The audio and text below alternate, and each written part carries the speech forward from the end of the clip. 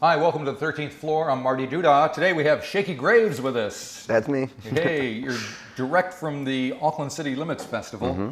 You just performed there yesterday, and then you're going to be down in Wellington at Bodega in a few days. Yeah. So welcome back to New Zealand. I saw you when you were at Tuning Fork. Oh, wonderful. A year or so ago. It was pretty cool. Mm-hmm. And the first thing I'm interested in is, since you're from Austin, and there's the Austin City Limits Festival, which I've been to twice and enjoyed immensely. Oh, good.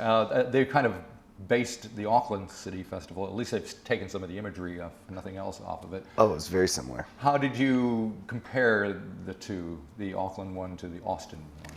Well, I mean, I guess the main difference is that it was just really one day. Yeah. So Because they've expanded the Austin one to 2 weekends. Right. So yeah, I mean, it's even more extreme now. Yeah. But yeah, the one day was actually pretty enjoyable. I sort of liked that everybody was smashed into a single experience. So I felt a little more encouraged to actually like hang out and, instead of like, I'll come back later, I'll see stuff tomorrow. It was like, I'll hang out all day. So when you hung out, what did you get up to? I strolled around with members of other bands and drank white wine and sat out. It was like a beautiful setting. There's some sort of park. I have no idea. Western Springs. Western Springs, yes, of course. But yeah, I mean, it was like just pretty relaxing, honestly. And then went and saw shows. Like went and stood side stage for the Cold War Kids and like bands that I've known, but I haven't sat and really watched in a while. So. Cold War Kids were amazing, and got on stage with Girl Talk for a little bit and jumped up and down because he just has everybody like get on stage. Oh, nice. And got shot with like a toilet paper gun for a little while. That happens all the time. I know. It's a very clever thing. You just take a leaf blower and you put a roll of toilet paper on it and you just shoot toilet paper all over the place. Fantastic. It's like, wow. And you were on just after Kamasi, Washington. Yeah. Right next door. That was a mind-blowing set as well. We couldn't even see, because the stages are parallel, so we couldn't see it. We could hear what was going on, but we had no context. It was like, how many people are on stage? Like, because it's like, what? I think they had 8 pieces on stage. Good. So no one told us. It was like, could have been drummers, 45 people. Yeah, it was amazing. And then, so when you, because I was amazed that you came out just solo first for your part of the set, because you had a pretty big crowd standing there, and I figured, well, you're going to come out with guns blazing with a full band. Happens. So what is your approach to dealing with a situation like that? Well, I mean, at this point, the majority of being in front of people that I've done has been me by myself. The latter half of writing music and figuring out how to arrange it with a band has been really just kind of the last 2-3 years. So, I mean, my logic to all of it was like, I only come down here, ever so often. And that if you, found me through YouTube or something like that, I feel like most of the stuff that you would see is just me. Yeah. So I wanted to be sure to cover that in a pretty like defined manner, so that wasn't just sort of tossed out in the, if you get to watch me for 45 minutes, it's like, I didn't want it to be all unfamiliar, brand new stuff. Gotcha. All righty. Well, we'll talk some more about all of that, but you're going to perform some songs for us. I am, yeah. The first one that we're going to hear is Hardwired. So yes. How would you like to tell us about that? Hardwired is a song that when we recorded it, actually, I wrote and recorded it kind of all in the same day, and we did it. I have a shed in my backyard. And we did it where the control, Boo, who drums for me, was doing the engineering and mixing for it. So he was in my house, and we ran a really long cable all the way out to my shed. And I just like sat by myself in a shed. And it was like, I sounded like a crazy person because he could hear me talking to him, but there was no talk back. So I kept kind of like forgetting and asking him stuff and be like, oh, you can't respond anymore. So I'd be in there like talking to him like, should it be this? Is there an and there? Can anyone hear me? Yeah, I know you can hear. It's like doing this over and over again. Right. So it was an interestingly recorded song, and then the writing aspect of it is it's sort of about I think friends that we all have that you feel sort of intrinsically tied to, that for better or for worse, they might be a terrible influence or maybe not even very nice, but kind of inexplicably your fates are intertwined. All right, well, let's give it a listen and we'll come back and chat some more. Beautiful.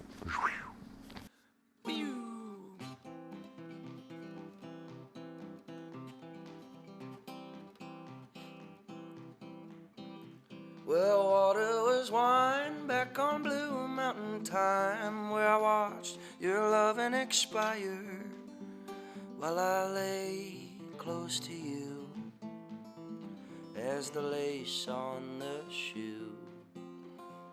Yeah, and that's when I knew we were hardwired. Well, you bumbled like bees, ooh, and I boiled like the seas, while you led where no one would follow. So I hid in the mud of my Catholic blood and watched that minute hand race towards tomorrow. But you are as you came, mostly bliss and cocaine. Yeah, just a match begging for fire. Oh, and I am as I was, sick with mercy and love. Well, the truth always was, we were hardwired.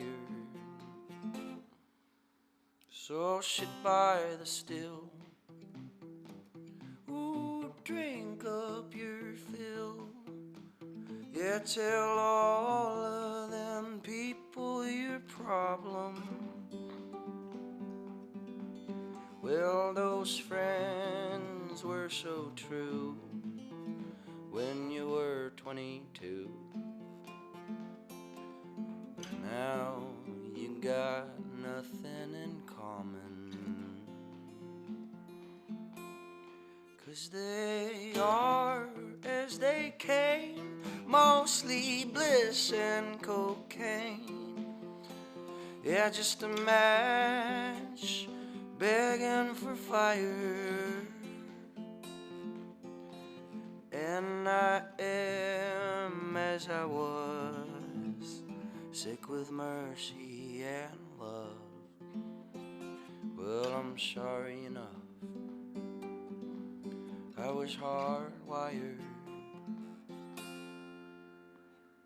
So embrace for good times, ooh, do what feels right. Yeah, and send me the bill when you tire, 'cause I am as I came. Oh, and I'll still be the same, 'cause I got nothing to blame. I was hardwired. Yeah, I am as I was, and I'll stay here because, oh, you know the truth always was, we were hardwired.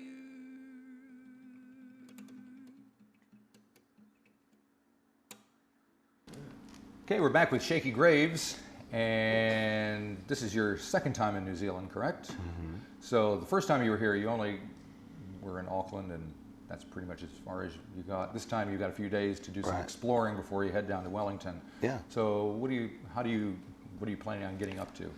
Well, we did, last time we were here, we met some really fun local folks. Kind of first day out that we went exploring, bumped into some people that were coming to the show, and they were super sweet, and they were like, "You want to go see the sights? We'll be your tour guides." And we were like, "Sure." So they picked us up from our hotel and took us to Piha and a couple other spots. So we got to go out and explore a little bit, but not too extensively. I mean, I really love driving around and kind of having your own free mobility.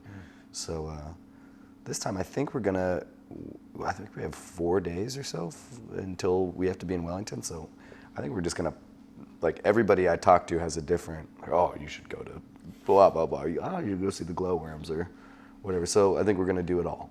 Excellent. That's my goal, is to do absolutely everything. I made the most intelligent purchase of my life, which was buying like a swimming mask and fins. Oh, cool.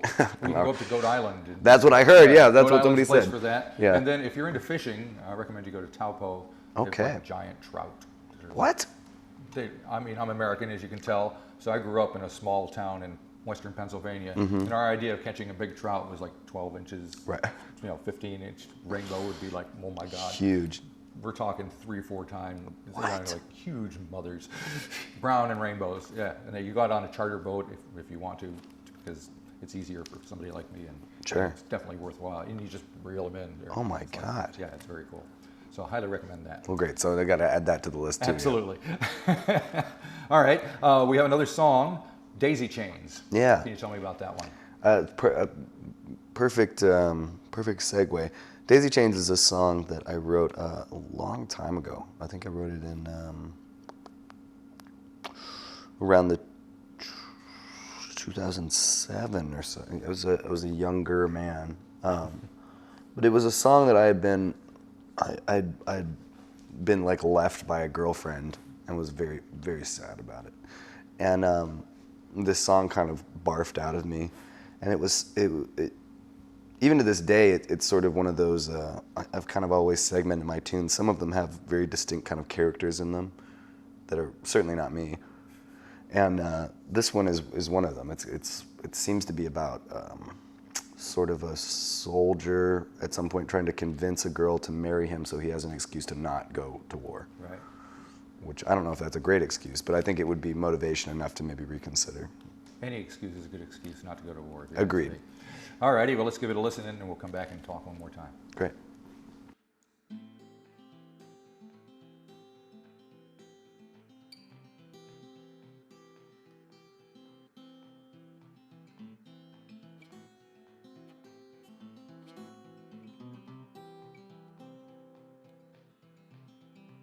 Do do do do do do do do.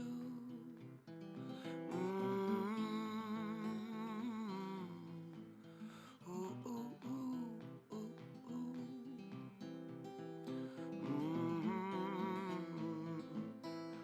Ooh ooh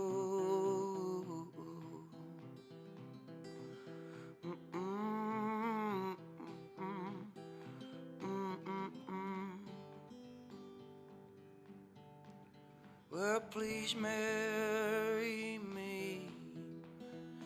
Yeah, I'm on a leave. Well, I need some place to hide. If you can't bind my hands in wedding bands, I'll daisy chain my life away, my Lord. Daisy chain my life away, my Lord. I wish I had a place to stay, my Lord. I wish I had a place to stay. But no home in sight. Oh, that banners fly. Yeah, scarlet, white, and blue. Yeah, well, my brothers and me will hang from our family tree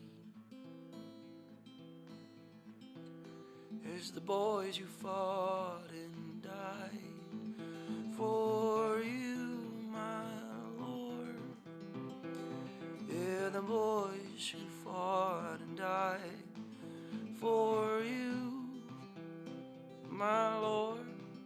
Yeah, just like screaming into the storm, my Lord. Ooh, just like screaming into the storm.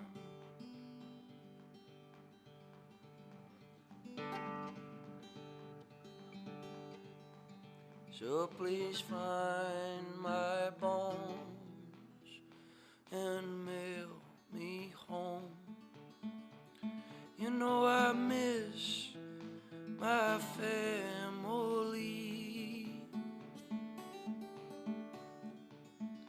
Well, a bullet straight and my soul flew away. Oh, and I sank right to the ocean's floor, my Lord. Yeah, I sank right to the ocean's floor, my Lord. Well, daisy chained my life no more, my Lord. Yeah, daisy chained my life no more.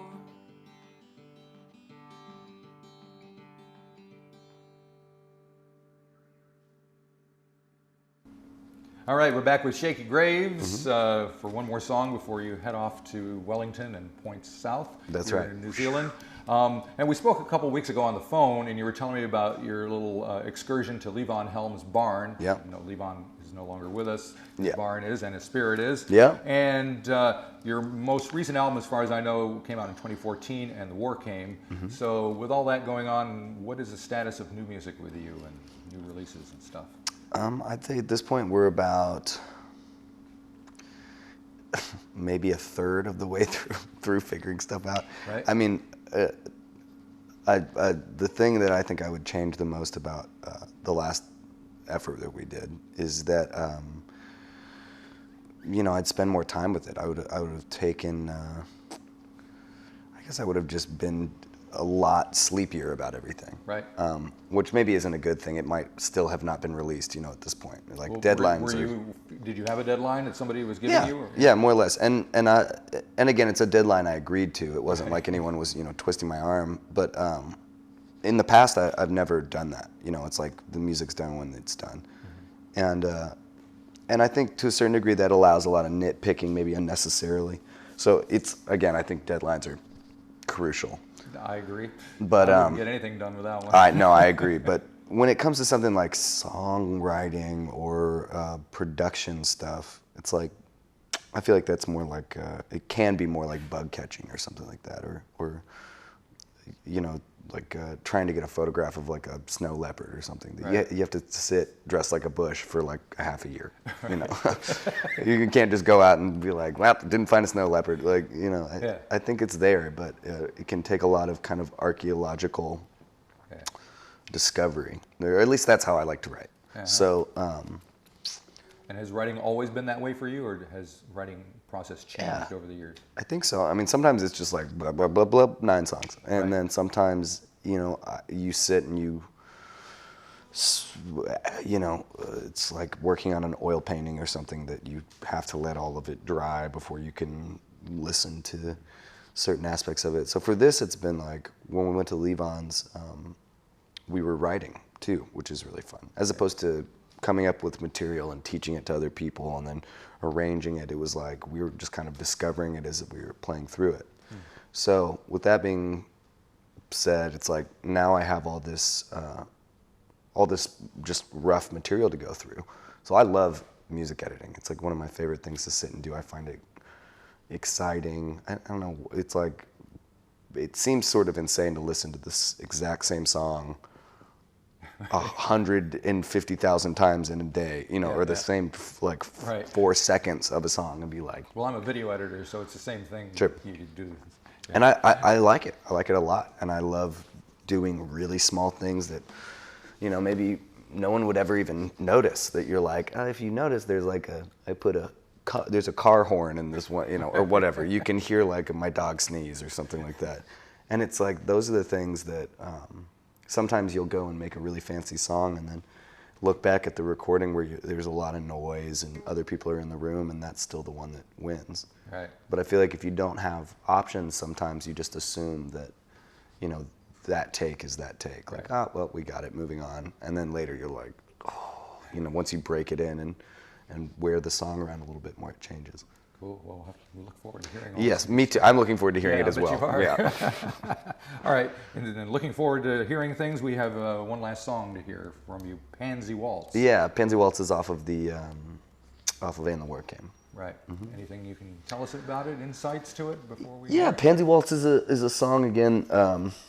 Talk about wearing songs for a long time and kind of feeling them out. Is that I wrote this again, like maybe same time period, more or less, as Daisy Chains, and it was it's probably about that same girl.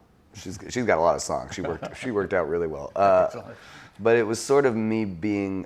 I think I had gotten a phone call from my ex, and she was like, just called basically to tell me that she was going out with like a dude I had a man crush on in high school, basically. Like, Nice. Just wanted to let you know I'm dating your worst nightmare. And I was like, what? What? She's like, I have to go. And it was like, what? So it's kind of a jaunty. I also was listening to Elliott Smith a lot at the time, and was noticing that he was really good at writing like ditties, like a very simple, usually pretty simple chords, just like shot across the bow. And so this was an attempt of mine at Cool. that. Well, can't wait to hear it. Thank you for coming up. Of course. So close after the show, you probably wanted to sleep in all day. Oh, it's fine. But I appreciate it, and look forward to seeing you. Hopefully folks will get down to the Bodega Yes. in Wellington and see you, and you'll be back again sometime soon. Yeah. Awesome.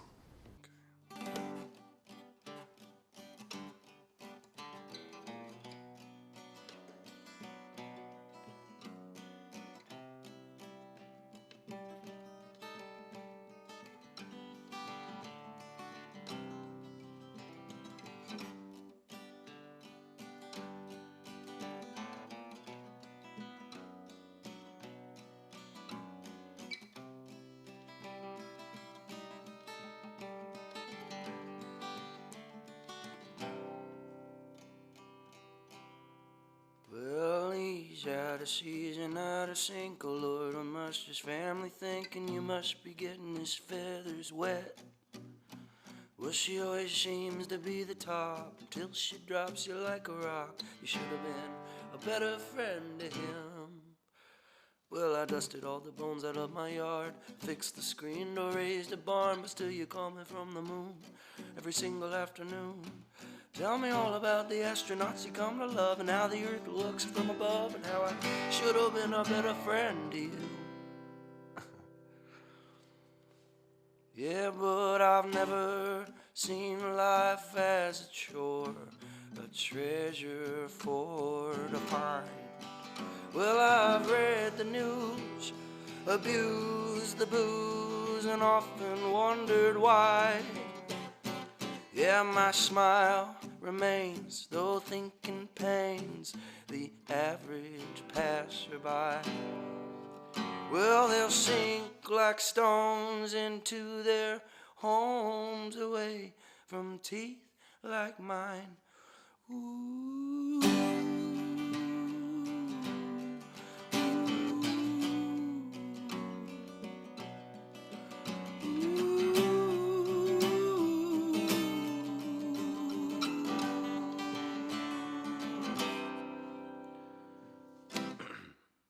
Well, and so I came to hate my skin and all the holes you'd hidden in the way.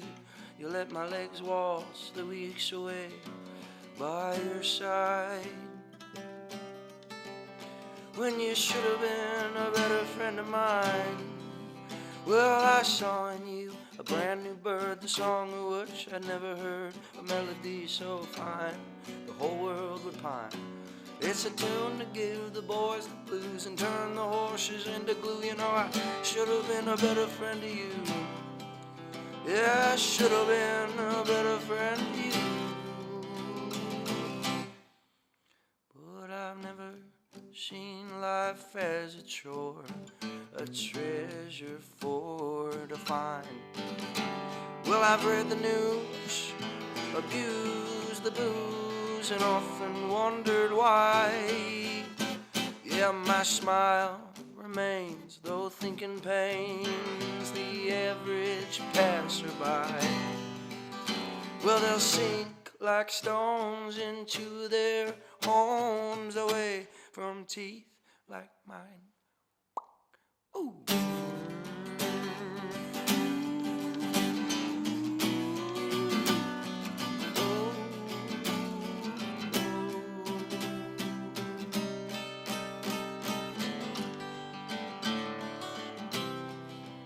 Well, you should have been a better friend of mine. Yeah, you should have been a better friend of mine. Yeah, you should have been a better friend